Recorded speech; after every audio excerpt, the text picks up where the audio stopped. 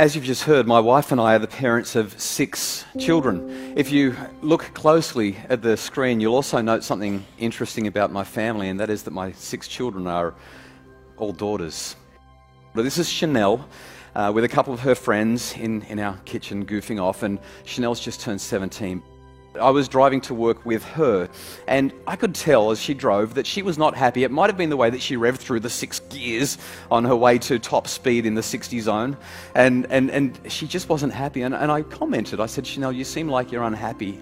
And she rolled her eyes, and I said, I get a sense that you're unhappy with me. And she said, yes, Dad, I am. And I said, I'm so glad that you've told me that. Could you tell me why? She said, well, sure. Today I found out that 2 weeks ago all of my friends had a party and they didn't invite me, and I only just found out about it today. And when I asked them why they didn't invite me, they said, well, because it was the kind of party that Dr. Justin Coulson wouldn't have approved of.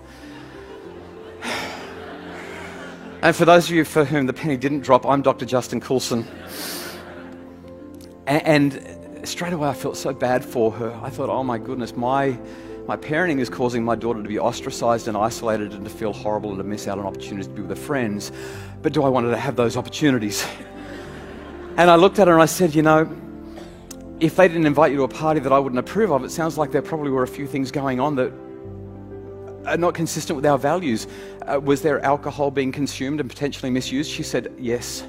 I said, were there other drugs being consumed and potentially misused? She said, almost certainly. I said, were people disappearing into rooms for intimate encounters that they may or may not regret the next day? She said, possibly. I said, well, I'm really glad you weren't there.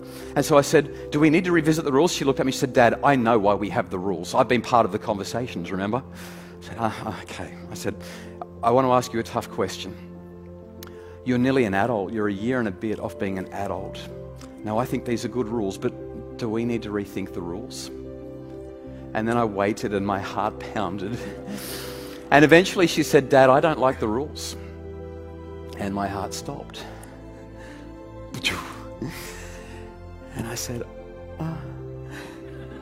And I started to think of how to respond. And as I was thinking, she jumped in and added something else for me. She said, right now, Dad, I don't like the rules one little bit. But they're good rules. I think we should keep them.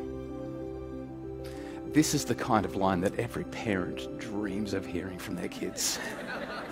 The heavens opened and the angels started singing, and I just wanted to hug her. I was like, yes. If you paid attention to the story, you don't get it by saying, well, damn it, they're good rules and I expect that you will keep them. That's part of being in this family. That's called control. And that's not how we get to this point. Instead, we get it through this thing called autonomy. Force creates resistance.